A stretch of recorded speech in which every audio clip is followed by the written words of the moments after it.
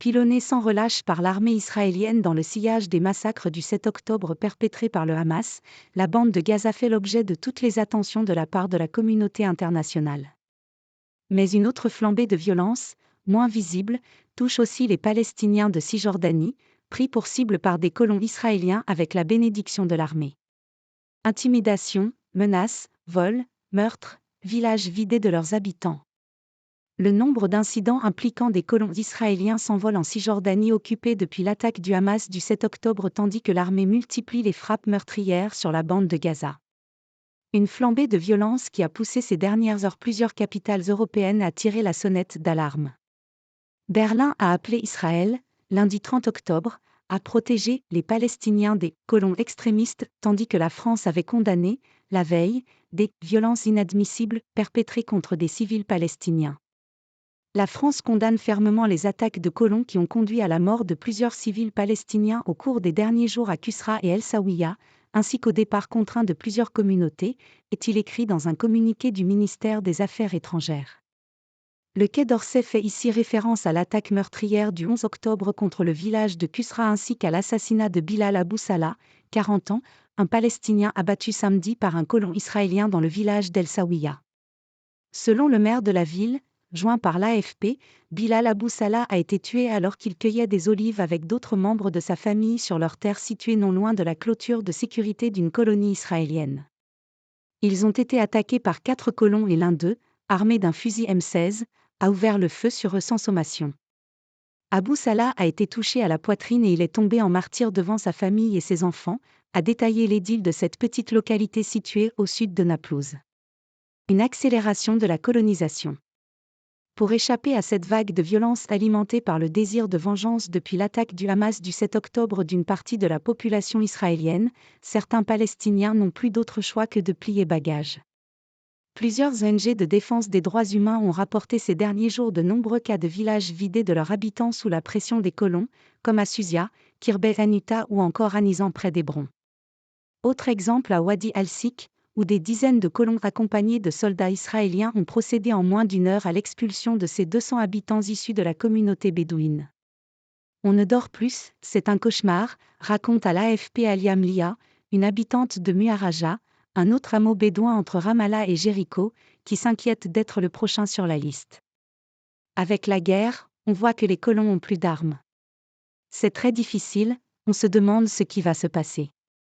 Quelques jours après les attaques du Hamas, le ministre d'extrême droite de la sécurité israélienne, Itamar Ben-Gvir, a lancé une campagne de distribution de milliers de fusils d'assaut à des unités de sécurité civiles, notamment dans les colonies, faisant craindre un regain de violence en Cisjordanie. Si les tensions ne sont pas nouvelles entre les 3 millions de Palestiniens et les plus de 490 000 colons israéliens, dont l'installation est illégale au regard du droit international, les observateurs notent une volonté d'accélérer la colonisation depuis les attaques du Hamas. Les colons savent que toute l'attention est focalisée sur Gaza donc ils en profitent, estime Dror Sado, porte-parole de B'Tselem, le centre israélien d'information pour les droits humains dans les territoires occupés. Il est impossible d'enregistrer toutes les attaques mais nous savons que depuis le 7 octobre, au moins 13 communautés ont été contraintes de fuir. Par ailleurs, nous évaluons à 7 le nombre de personnes tuées par des colons israéliens. Un nouveau front. Selon le Bureau de coordination des affaires humanitaires de l'ONU, OCHA, 607 personnes ont dû quitter leur terre en Cisjordanie depuis les attaques du Hamas. Dans bien des cas, ces opérations d'expulsion s'effectuent avec la bénédiction de l'armée israélienne, qui laisse faire ou prête main forte aux colons. Il est souvent difficile de faire la distinction entre les colons et l'armée car de nombreux colons sont partiellement vêtus avec des uniformes. Il y a également des soldats en permission qui sont eux-mêmes colons. Ils n'ont pas nécessairement d'uniforme mais portent des armes militaires, note Dror Sado. Les villages attaqués depuis le 7 octobre se trouvent tous en zone C de la Cisjordanie, sous contrôle sécuritaire et administratif exclusif de l'État hébreu en vertu des accords d'Oslo de 1993.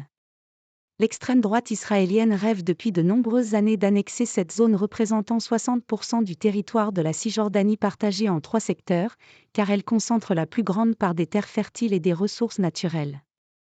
Cette stratégie d'éviction des populations vivant dans les zones de Cisjordanie placées sous le contrôle de l'armée remonte à 2017. L'objectif affiché par les colons est d'accaparer les terres et les pâturages ainsi que d'empêcher toute nouvelle construction palestinienne dont une large majorité est financée par l'Union européenne. L'arrivée au pouvoir de suprémacistes juifs au sein de la coalition formée l'an dernier par Benjamin Netanyahou a permis aux colons de bénéficier d'un appui politique inespéré. Les attaques du 7 octobre n'ont fait que renforcer leur détermination à poursuivre cette annexion de facto de la zone C. De nombreux Israéliens sont furieux de voir ce que font actuellement les colons.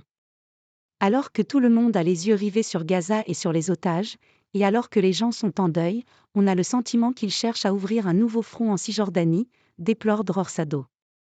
120 Palestiniens tués en Cisjordanie.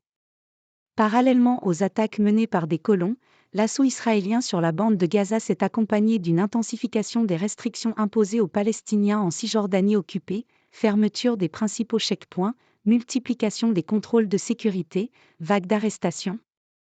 Les déplacements entre les villes et les villages sont devenus de plus en plus périlleux selon Al Jazeera, qui rapporte le témoignage d'un chauffeur palestinien battu, sans raison, par des soldats israéliens avec ses 2 passagers originaires de Gaza. Déjà très tendue avant la guerre avec le Hamas, la situation apparaît de plus en plus explosive en Cisjordanie. 4 Palestiniens ont été tués lundi à l'aube lors d'un raid de l'armée israélienne à Jénine, a indiqué le ministère de la Santé de l'autorité palestinienne. Selon cette même source, 5 autres personnes avaient été tuées dimanche lors d'opérations antiterroristes à Naplouse, Beth Rima, au nord-ouest de Ramallah, à Bethléem et à Tamoun, au nord de Jénine. En tout, près de 120 Palestiniens ont été tués en Cisjordanie par des tirs de soldats ou de colons israéliens depuis le début de la guerre entre le Hamas et Israël.